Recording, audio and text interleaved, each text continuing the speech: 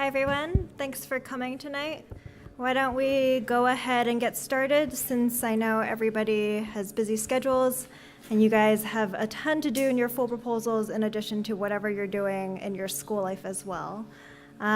So first of all, how many of you have already had your first meeting with your mentor? You guys all have? Okay. Just for anyone who is in this room, and also if you're tuning in online, just let us know if you're having any complications at all, and we're happy to step in and see what we can do to kind of fill your needs in this next round too. So just a quick overview of what's happening tonight. I'm going to just go over kind of the rules of the final round, make sure everyone's on the same page. I realize that I missed some key information in the kickoff event, so I'm going to go over that quickly. Talk about kind of how to dig into your full proposal requirements a bit more, and then quickly go over how to access the application platform, which is live right now. So for any of you that are tuning in online, please send an email to bigideas@berkeley.edu if you have questions. Francis over here is going to be taking them and then kind of sharing them with the group. Just keep in mind that there's a bit of a delay, so send them a little bit ahead of time and just wait for kind of a response on our end. You guys all know me. I'm Adrienne, the program manager at Big Ideas. You should know Francis as well, who's the network manager. And Francis is also going to chime in and give his proposal as a Big Ideas judge, since we've seen a lot of proposals too. So as always, interrupt us to ask some questions. We want to hear from you and we want to fill your knowledge gaps. And for everyone in this room, there are full proposal writing tips in the back that you all should grab that I emailed you as well. And then there are 3 sample proposals. So there's one called Social Force that just got posted today that you might want to grab and just take a look at. It's a little bit more businessy. It's got a revenue model, so we wanted to just kind of give the diversity because the first one, the Light from Below, has been around for years now. This is like Big Ideas archives, really digging back to 2011. It's very researchy, but technical, so a good way of translating technical information into kind of layman's language. And then the second one, Bahai Kubo, is a food community health development project, so a different approach too, and all of those have different kind of funding streams, they have different models, they have different approaches of how to convey the information. So what we're trying to do is to provide that menu of resources to you. And for everyone tuning in online, you should be able to see this on our resources page. Right there. So you'll find it either in rules or on the resources tab of our website, and you should be able to access all of those things. If you have trouble, just let Francis know, and he'll be able to help you out. All right. So first, I want to flag upcoming opportunities. Every team lead should have gotten an email from me with all of these opportunities. If you haven't seen this, then definitely get on your team lead's case and get them to forward you emails that they're getting from us. We're having a legal entity workshop on Tuesday, February 20th. So if you're deciding if you want to incorporate, if you want to file as a 501c3, what are the benefits and what are the challenges with each of those models, we're going to be bringing in somebody that Startup at Berkeley Law knows to talk about these things. So a great opportunity for you guys. And unfortunately, it won't be webcasted, but it will be recorded so I can share it with everybody afterwards. And that's going to be upstairs at 3:30, so different room than this one down here. We also have a Ask an Expert event that Francis and I are really excited about because we looked at your surveys, we looked at what needs you had in this coming period, and we put together a list of experts that cover a broad array of areas for you to get those needs filled. So be sure to take advantage of that. Sign up is required. It's a first come, first serve, and we ask that you sign up for 2 advisors initially, and if there's more space, then you can sign up for more. But be sure to grab those quickly because they'll go fast, and they're also open to Skype appointments for remote teams. And then lastly, editing blitz and advising hours. You guys know the deal. Send us whatever you have ahead of time and we'll look at whatever you give us as well. So take advantage of those as much as possible. Any questions, guys? Okay. Yeah, sorry. And a lot of the experts have just general backgrounds in business. I know we've gotten a lot of emails with people saying, our mentor is great, but if you could connect us with someone who could help us with our business model, that would, just for a one-off session, that would be really helpful. So this is really the time to try and sit down with someone like that Someone else has more of a marketing background, can help you think through the story you're telling in your proposal. So it's less focused on category-specific expertise and more like general skills that are useful at this point. Yeah. And I'm going to encourage you all to apply for the People's Choice Video Contest too, which is a 2-minute video that you put together. And to get you inspired, I just want to show you one of my all-time favorite big idea submissions. This is you. These are your strawberries. Remember how much fun you had with your strawberries? You loved your strawberries, but now they're in the back of your fridge, lonely, lost, forgotten.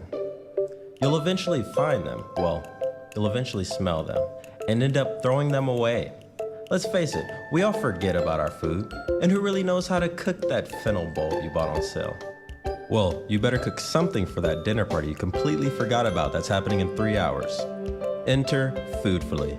If we can remind you of the food you already have and show you how to cook it, well, that means more money and better food for you. Foodfully can save you money, up to $600 a year in fact. Help the environment by preventing some of the 50 million pounds of food wasted every year. And ensure you eat your food at its freshest, to keep you happy. Foodfully knows when your food is going to go bad. That's right, no more fuzzy strawberry surprises. We send you timely reminders to eat your food before it spoils. This way, you eat your food at the peak of flavor. Have you ever had fennel bulb at peak flavor? Yeah, delicious. Foodfully makes your kitchen clever. It magically integrates with your grocery store purchases. You haven't integrated anything since you took calculus with Mrs. Johnson. Not only does Foodfully send you reminders, but it also provides you with simple recipes that incorporate the food you already have. No difficult techniques or fancy equipment, other than your awesome seasoning skills, and those will be necessary. Meals come together more easily now that your inventory can be accessed and changed on the go. This means you spend more time sharing your food. Cooking is easier than you thought. You've saved time, money, and food. So now you can save the world, or at least your dinner party. Foodfully. We're thoughtful about your food.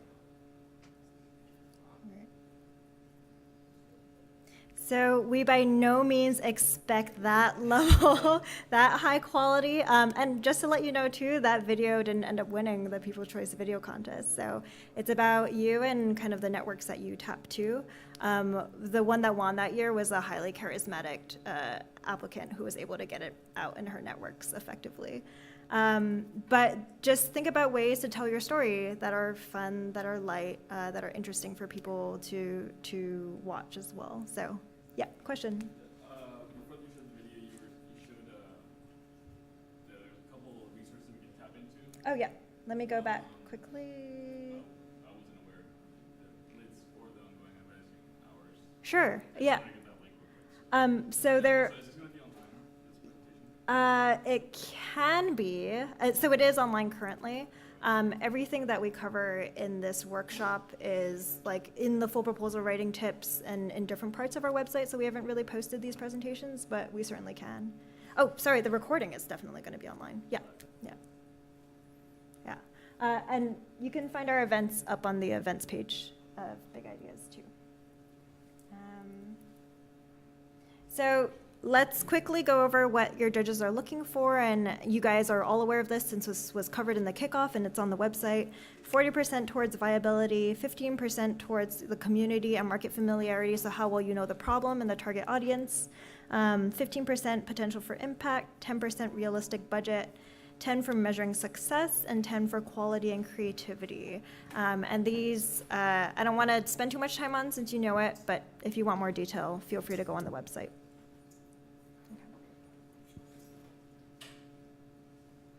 And quickly, because I realized I didn't cover this in the final round kickoff, so you can win between $2,000 and $10,000 for your full proposal. The extra prizes like Grand Prize Pitch Day, which is up to $5,000, or People's Choice Video Contest, $2,500, those are separate contests. But in this written process, you can win up to $10K.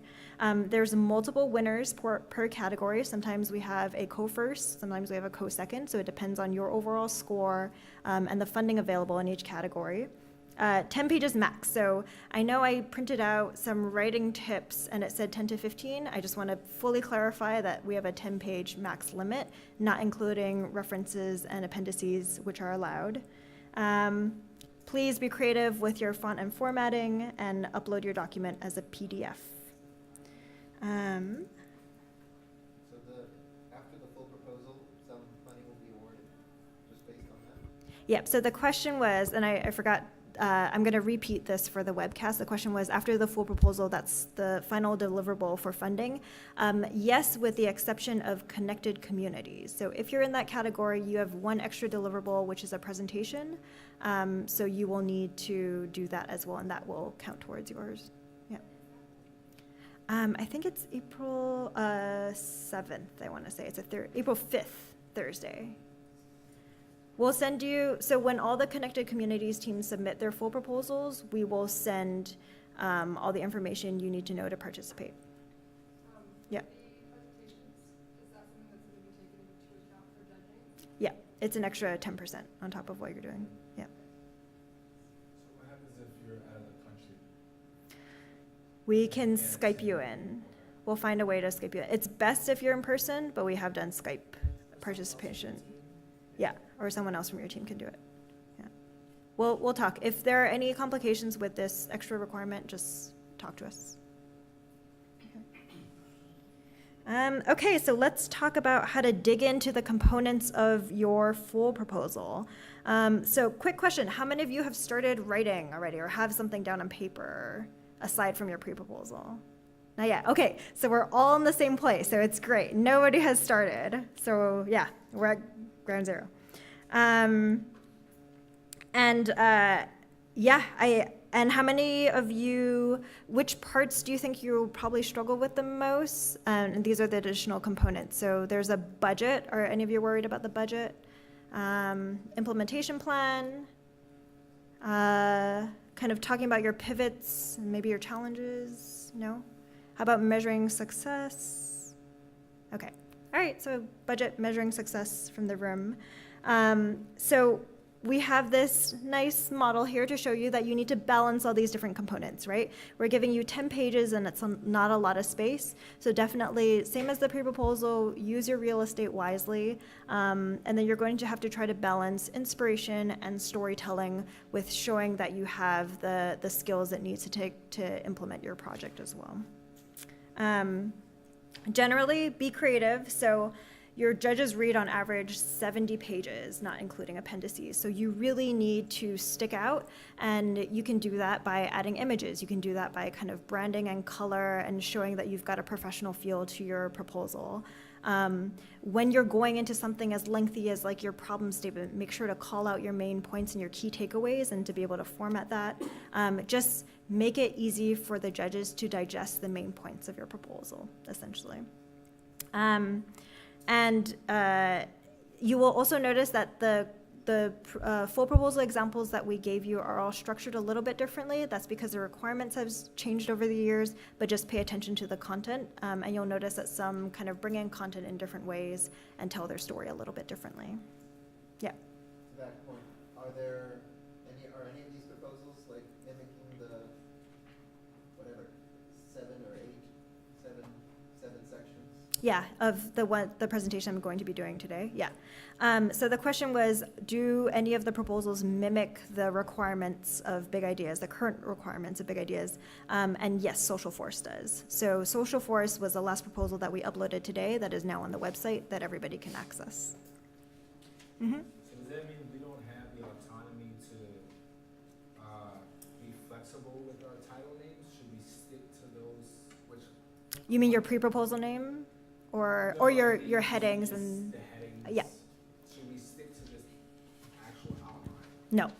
So you can structure it however you would like. We just worry about content. We want you to make sure you're considering all the content. So if you rename existing solutions as market analysis or something, that's totally fine. That's up to you. Yeah, just think, the judges are going to be reading a lot of these. It's fine to change up the wording, but,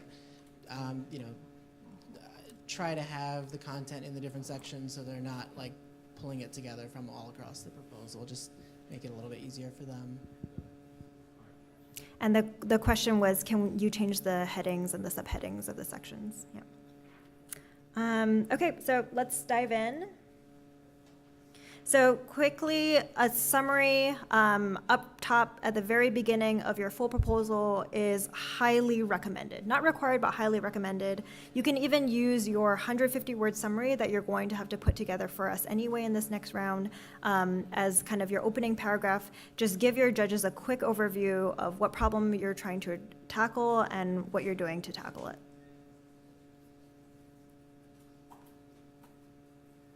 So your problem statement is great for people who wrote a huge section in their pre-proposal and realized they had to cut it down to half a page. So here you have the flexibility of including a lot more research and a lot more of that statistical information that you initially had.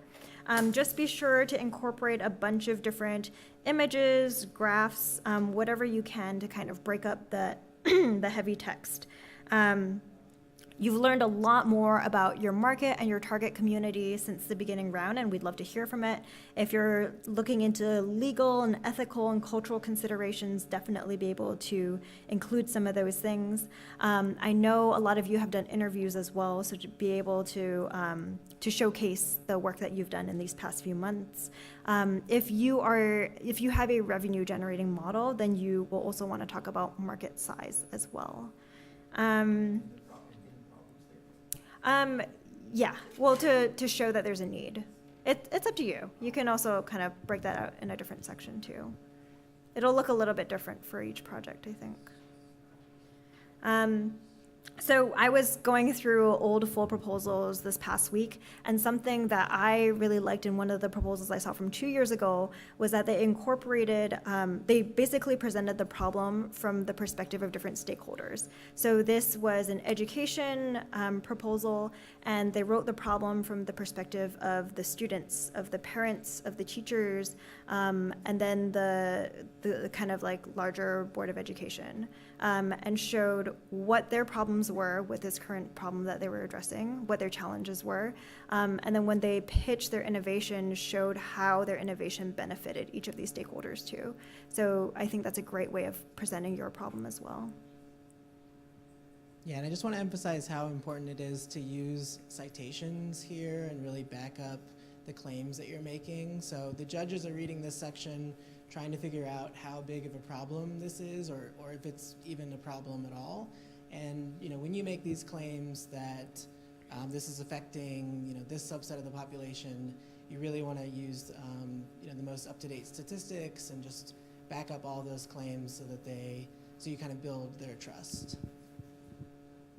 Yeah, if you look at the social force example, they even use a case study to kind of describe their need and to get a little bit more nuanced about what organizational challenges certain companies have in terms of finding good volunteers. Okay, let's talk about existing solutions. So here, obviously, is where you map out your landscape and focus on your biggest competitors and potentially partners, too. So talk about, again, where those innovations fall short. And in your interviews and discussions with different stakeholders, you've probably learned a lot, so be able to map out kind of more extensively who is in this particular field. Some recommendations for how you can format this information. I also really like what Social Force has done in terms of laying out a chart to show where the biggest gaps are. I think a lot of business proposals do this, where they kind of lay out their competitors and lay out functionality and then show that they are covering the main areas of functionality that are missing from their competitors. And then they also do kind of this landscape market analysis as well to show how they're competitive. So just different ways of showcasing the same, similar information. Some people do both. Yeah, so they did both in their proposal. And these are just options too, right? This might make sense for some proposals and then not make a lot of sense for others. Yeah, Adrian, someone's asking online, how much detail do you think they should give in terms of their different competitors? Yeah, I think that these two charts are kind of great examples. Let's go back. And this is a common question we get, like, do you really have to give an overview of your competitors? And I think focusing on what their core model is, like what exactly do they do, and how is it relevant as a competitor to your project, is probably sufficient. You don't need to go into like huge paragraphs. I think just a few lines should be sufficient.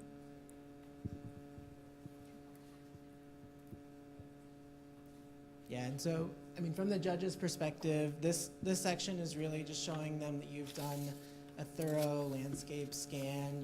You understand who the key players are in the market, and that you've really thought about this from the user's perspective, like what other options do they have, and you know, if you fail to talk about one of these key players, it might make the judge think that they know more about this area than you do, and that's a good way to really kind of lose their trust and their confidence in you being an expert in this area. So, like Adrian said, you don't have to give, the full background of what Facebook is, but if Facebook is a competitor, just mention them and mention the relevant pieces. Yeah. In what way are they a competitor? Yeah. A big question we always get is, are the same judges who read the pre-proposal round the same ones who read the final round? Do you want to take this one? Yeah, so there will be a mix. Some of the judges will be returning from the pre-proposal round to judge in this round, but it's all random, so you won't necessarily have judges who read your pre-proposal reading your full proposal. So just kind of write for a new audience, and you might have some returning judges. All right. So for your proposed innovation section, same thing, carry over the meat of what you did in the pre-proposal round, but we really want you to incorporate if you've made any pivots, if you had any program revisions, if you've incorporated changes. We would love to see this all documented as well. And I would just quickly note that your implementation timeline can also fit into this section too. It depends on how you want to lay out this information. But one of the biggest tips that I can give you is use your pre-proposal feedback. So this is a huge resource to you if they're identifying common challenges. I've even seen proposals kind of list out the challenges that those judges have given and directly address them.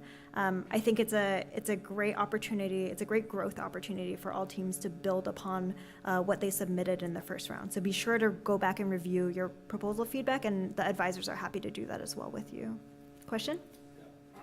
Will the judges be looking at this in print or in digital? So the question is, will the judges be looking at the full proposal in print or digital? And it'll depend. I would say the majority of them will probably look at it through the platform, so digitally, but they have the option of downloading it and printing it out too. Yeah, I think a lot of them do like to print it out, but they'll have access to it through the WiseHive platform. So it'll be up to them. Yeah, and follow up.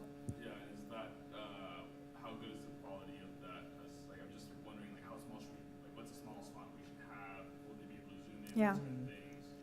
I think no more than 11 in terms of size, in terms of getting smaller. Yeah, I think basically if you print it out and it's pretty legible, then it'll work also on the platform side. Yeah. Mm-hmm. Oh, the closest restroom? That is a great question. I know how to answer that one. Just down the hallway to the left. And this is how you win big ideas. No, I'm kidding. Yeah. So definitely use your pre-proposal feedback and address those challenges. Like, I think some teams even build out their challenges and barriers into a separate section.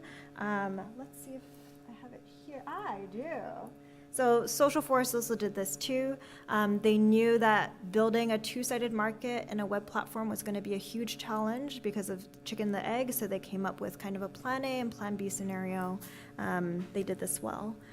And just so you know, this will feed directly into your viability score. So this is, which is the bulk of the paper, so don't ignore this.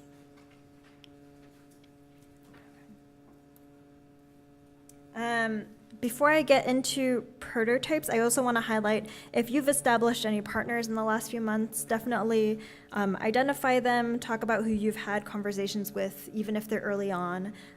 We want to know how they're going to make your life easier for you and be able to kind of do a lot of the marketing and do a lot of the getting a constituent base for your project as well. Some things that you can use to spice up your proposed innovation section. So diagrams, photos, prototypes. If you see here, Light from Below actually had, I think, like 2 or 3 prototypes that they put in their proposal as possible pathways to go.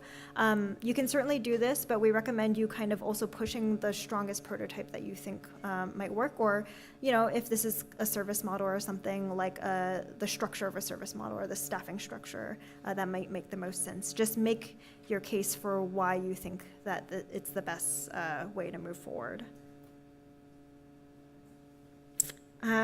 You can also include a theory of change if you find it to be helpful. Again, consider all benefits to stakeholders. And then for the projects that are highly technical, I would say it helps to have a how does it work section in your proposal to explain the nuances of those technical components. So Light from Below does this on their first page. I would take a look at that and just get an overview of how, what kind of information they included in that, because you do want to write to kind of a broader crowd too. I see a question. What I just said? Yeah. So for more technical projects like yours, you might want to include a how does it work section in your proposal where you go over kind of the base knowledge that your judges would need to have in order to understand the rest of your proposal. This is a big shortfall in both simple and complex proposals that we see, that the student doesn't adequately explain how they're going to carry out the project. Yeah, and you know, our judges have a wide range of expertise within each category. So, you know, within the energy and resource alternatives category, you might have someone who's worked in solar for 10 years but knows nothing about hydropower or something. So really, you know, write with general language. It's fine to use technical language, but just explain it in a way that is accessible to a general audience. I think consider using analogies. This one is a really simple one, but there was a project last year called Tableau that developed a diagnostic tool for pneumonia, and they just always talked about their device as being this thing that was the size of an apple, and it made it so much more approachable. In many ways, it was great for their pitch and everything. So just think of what you can do to break down that information a little bit clearer, because honestly, like funders, if they don't understand what you're talking about, they're not going to fund it. Or if they are, then maybe they shouldn't. But yeah, so just be sure to do that. Just kind of lay it out as easily as possible. Yeah, I mean, send it to your friends when it gets closer to the deadline. People who know nothing about whatever topic you're focused on, and if they understand it, that's great. If they, you know, if you see that 3 of them are getting stuck on this one place, and that's like where you know you need to spend a little more time explaining whatever those concepts are. So you don't have to only send your proposal to experts to review. Yep.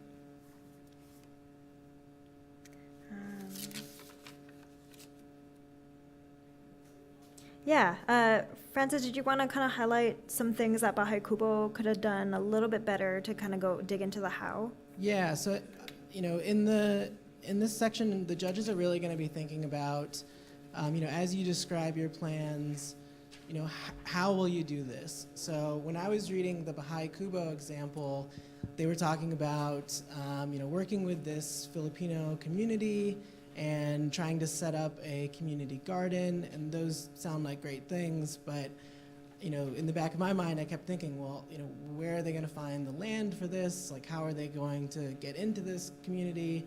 And a couple pages later, they start to describe the partnership that they have with this community organization, and that through that they'll have some garden space. So those kind of things they got to eventually, but until that point, I was kind of like, well, you know, these are great ideas, but how are you going to actually do this? So whenever you kind of describe your plans, try to you know, back them up with the partnerships you have, the resources you have, and basically just how will you actually do this. So your implementation timeline is your nuts and bolts of the project. There's a lot of things to consider: marketing, partnership development, beta release and fixing bugs and enhancements, creating an MVP, hiring, pricing model development. So just make sure you're checking off as many boxes as you can as you think about your year forward. And your implementation plan occurs from June 2018 to June 2019. Keep that in mind as well. You can separate out that information into phases or categories. You can use diagrams and Gantt charts. I think, again, look at the Social Force example for some different formatting options for yourself. And a question we commonly get is, how do I report on past progress? So things that have already happened in my timeline that are essential for judges to know. You can either keep it in your timeline, but kind of just section it off and let the judges know that you're going to be focusing on your next steps, but then just have a quick paragraph that says, these are the things that we've accomplished to date. You can put it there, or you can put it in your proposed innovation section. However you want to lay it out, we definitely think that you should be reporting on your past progress, but it shouldn't be incorporated into kind of the timeline and the funding structure and your budget of what you're accomplishing. Question? A one-year timeline seems a little bit short Yep. for like growing a company. So can you clarify, talk a little bit more to like what's expected to be achieved in that year, especially since, I don't know, from well, some of us will likely be in school in that period as well. Yeah, absolutely. So I think in your proposed innovation section, you talk about your ultimate goal and where your like long-term vision for this company, right? And where you want to be going. But within that, you still need to pilot and test and do focus groups, whatever you're going to be doing in that first year.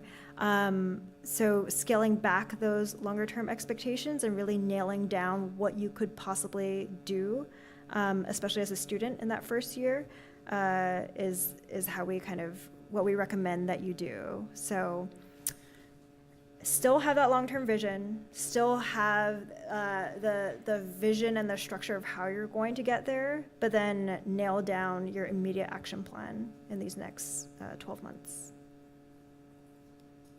Yeah, we can talk through it a little bit more if that wasn't a good enough answer for you. Okay.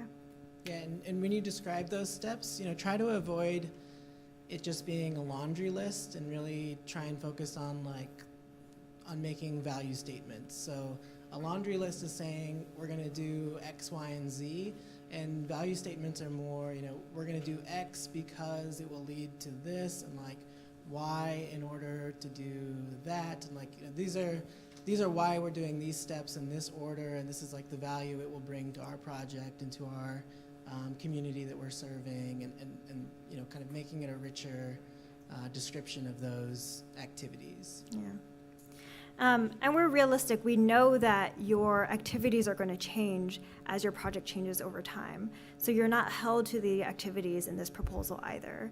We just want you to start thinking about what your highest priorities are and what your immediate next steps would be in this process.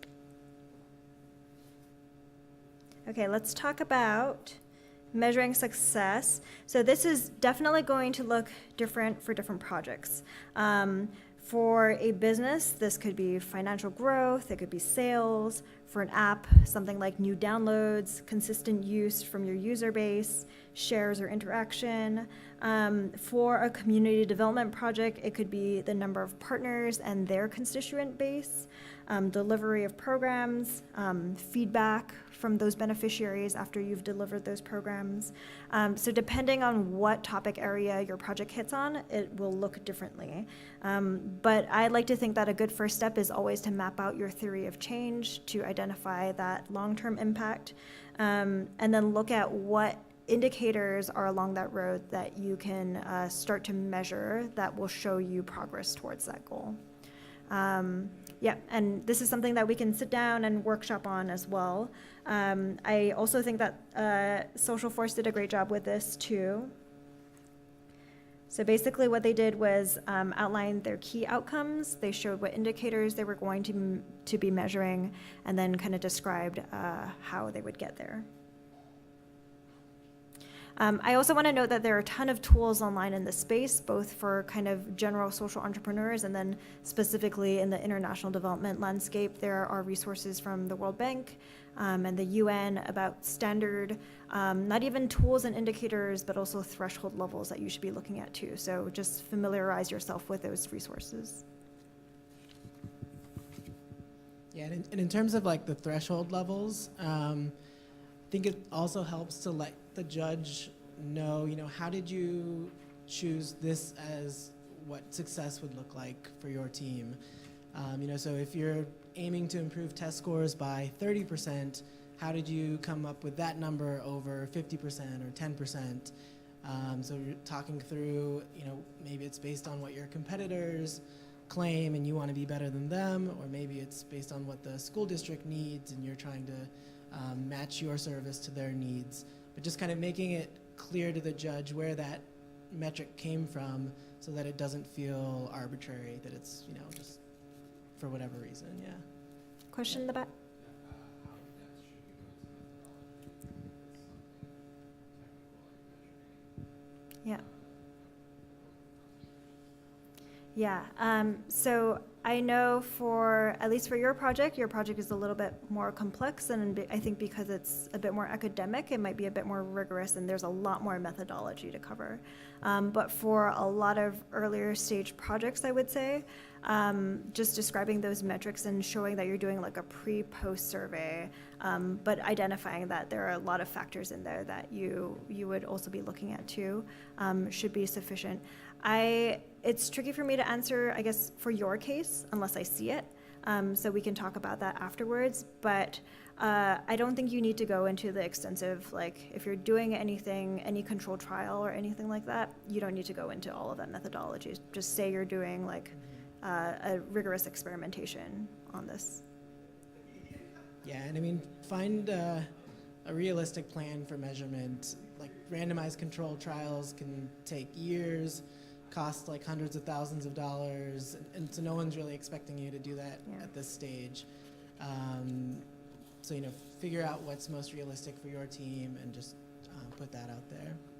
There's also, so Acumen put out a lean data document guide that's really helpful for social enterprises too. And it prompts you with some great questions to start thinking about, and then picks like the easiest option for you to put together a measurement plan to be able to measure impact.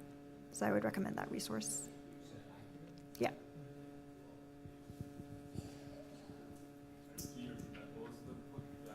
Yeah, Acumen Lean Data Guide. So for measuring success. So finding like a lean, easy metric system that will allow you to report on impact without having to do like a crazy multi-year long rigorous experiment. So your budget, I just want to remind you that your budget only applies to the 1-year timeline of June to June. And you can ask from big ideas no more than 10K. But what we want you to do is, we realize this 10K pool of funding is going to be some projects' entire budget, and it's going to be a blip in the radar for other projects. So whatever you're going to be doing, whatever you anticipate doing in your year of activities, just lay out those expenses alongside of it. And then put in the line for the big ideas funding of up to 10K, and whatever gap that there is still there, whether it's the revenue that you're going to be collecting from selling your product, whether it's grants or other competitions that you're applying to, be sure to put that into the funding gap section that we have in our big ideas template, or you can create your own template for something that works for you. And you all should be able to access it now too. Do you have any questions about that? It's a little bit complex, yeah. And so just to clarify, if we were applying to other sources of funding, to include that? Yeah, so you don't have to have secured it. Yeah, if they're prospective, that's fine. Just show that you're applying to other pockets of money, and then show how much money that you could potentially get from those competitions. That's fine. Was there another question about the budget?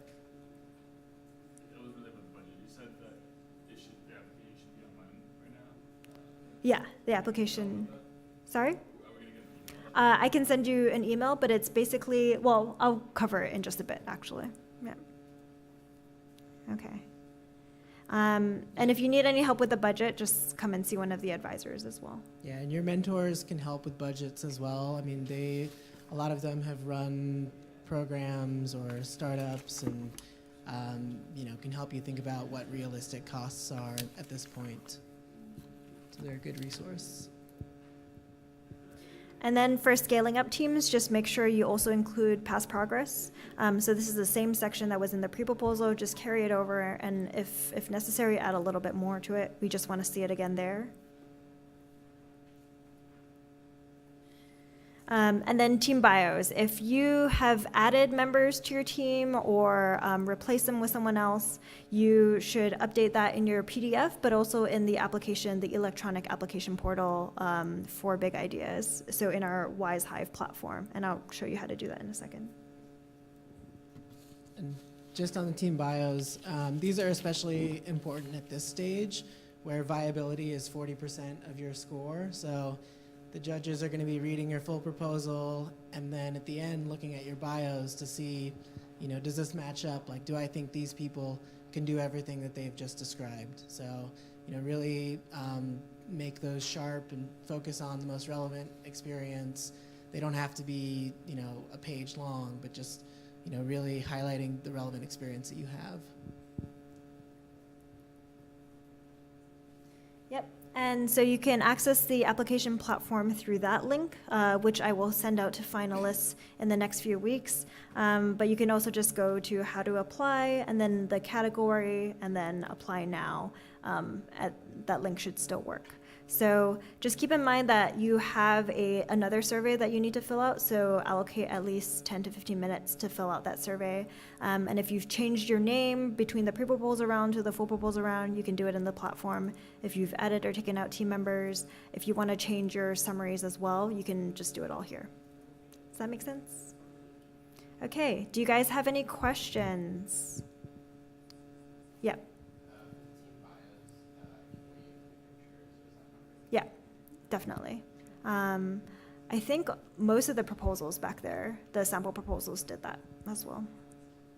What was the question? Can you include pictures for your bios? Yeah, and the answer was yes. Okay. We had a question from online asking if there's a limit to the number of appendices and if the judges stop reading at a certain point. Yeah, so there is no limit to the number of appendices. I think actually most of the examples that we gave you, there were a lot of appendices there. Just note that judges are not required to read anything after the 10th page. So after that, they're good to go. What you can do, however, is if you've got a website up or a video link to something, feel free to put that in the proposal. There's no guarantee that your judge will see it, but if you make it available to them, they have the option of clicking it too. But no, there's no limit to appendices, but we probably, we're going to give you a slight slap on the hand if you are giving us like 20 pages of appendices or something, so don't do that. Okay. All right. Any last questions for us?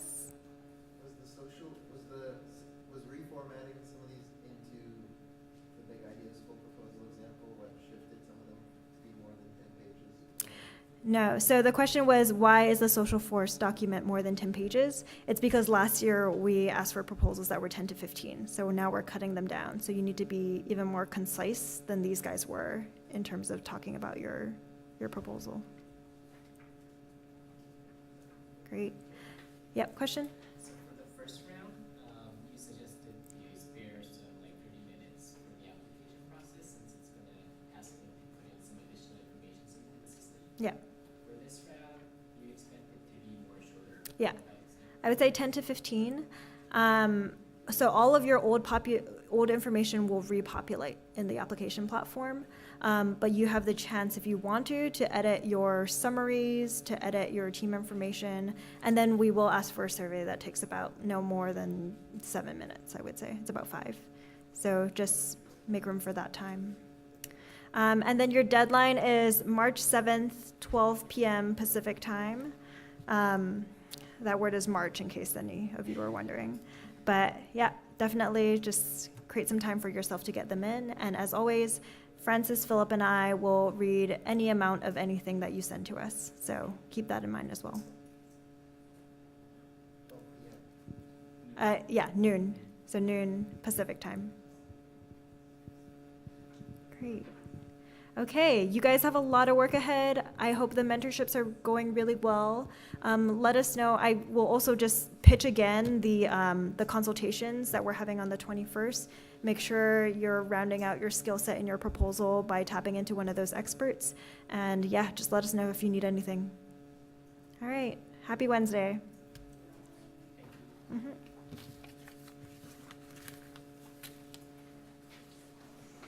we go back to the slide? Which one? The one with the The original? legal. Oh yeah, the workshop. other